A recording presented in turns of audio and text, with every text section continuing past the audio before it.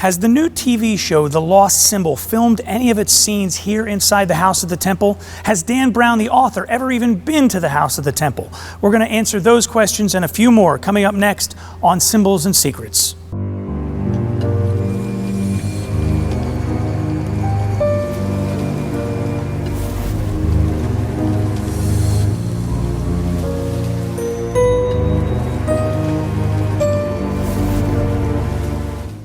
Welcome to Symbols and Secrets. I'm Maynard Edwards, 32nd degree KCCH, Scottish Rite Freemason, and host of the show. Please subscribe and like the channel. It really does help us out, and we would appreciate your support. And if you don't mind passing it on, this is the viewer's guide to the Lost Symbol. So each week as the Lost Symbol comes out on television, which is on the new Peacock TV app from NBC, if you watch it, you're going to see Masonic symbols, and we're going to explain to you which of those symbols are real Masonic symbols and which ones they're kind of made up for Hollywood.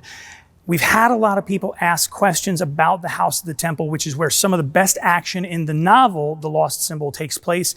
We're inside the House of the Temple, inside the Temple room right now. I'm with Christina Morgan. She is a docent here at the House of the Temple.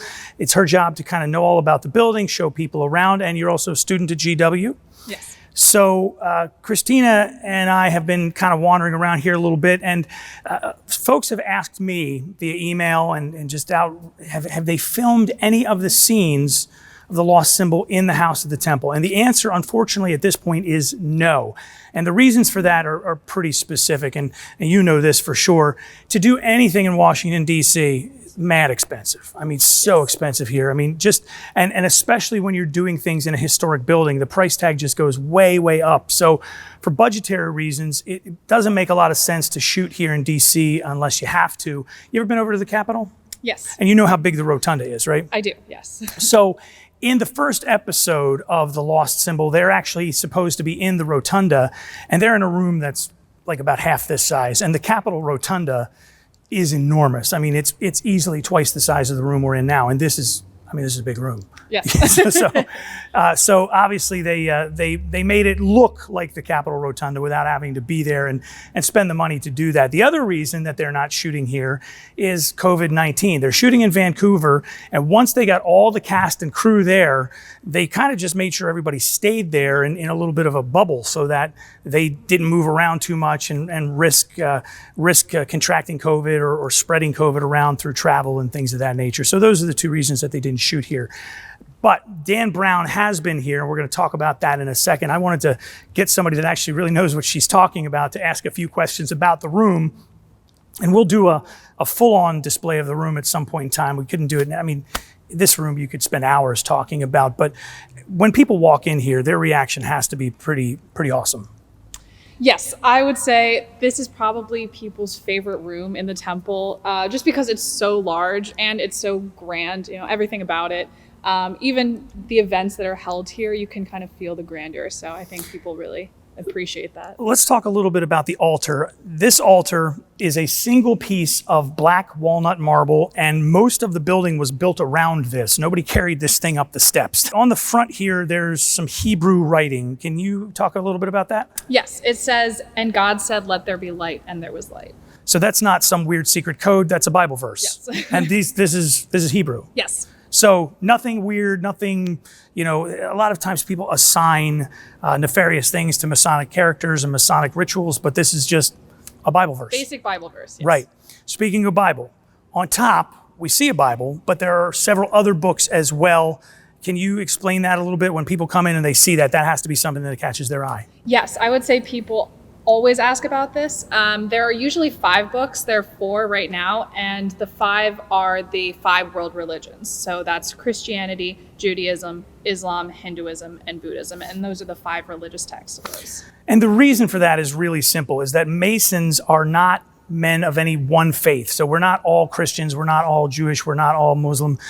Men of all faith are welcome in Masonry. And so by having these books there, that's to really demonstrate that. Exactly, it's welcoming everyone. I want to ask you a little bit about some of the other things in here. Do you have a favorite? Because you see this all the time. So what's your favorite thing in here? Yes, my favorite is actually these very large windows, the one right behind you, and actually really every window here. And it's just because some of my favorite symbolism in the temple is this symbolism of light and chaos, of, you know, wisdom and separating oneself from chaos. And you'll see it throughout the temple, but I really enjoy these windows largely because, so serpents, they represent chaos, and you'll see serpents throughout this building. Snakes. Why did it have to be snakes?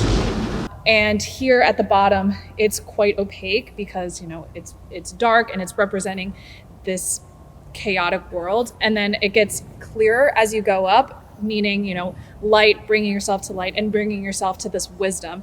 And there are 33 rows, which represent the 33 degrees of the Scottish Rite. So it's essentially removing yourself from this chaos through the Scottish Rite. A lot of folks have asked, has Dan Brown actually ever been to the House of the Temple? The answer is yes. He's been to the temple many times. He's come pretty much anytime he's in DC, he pays us a visit. But several years ago, he was here and he spoke to us, and he was actually right there talking a little bit about his research process and what happens. And I've got a little clip of him speaking at the House of the Temple from a few years back.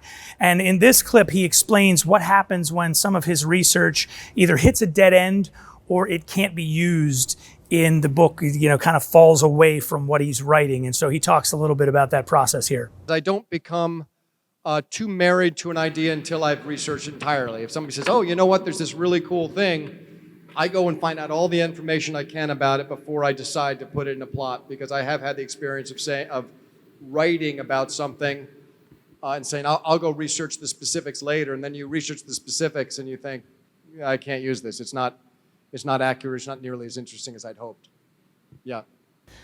Christina, thank you so very much for joining us today. Really appreciate it. And we will catch up with you and check out some other things in the building if that's cool with you. Sounds good. Awesome. Thank you, guys. Don't forget, subscribe to the channel, like the video. And if you've got questions about anything you see in the Lost Symbol TV show, any of Dan Brown's books, or anything about Masonry in general, you can drop a comment below, or you can send me an email, podcast@scottishrite.org. I'm Maynard Edwards. Thanks for joining us for Symbols and Secrets.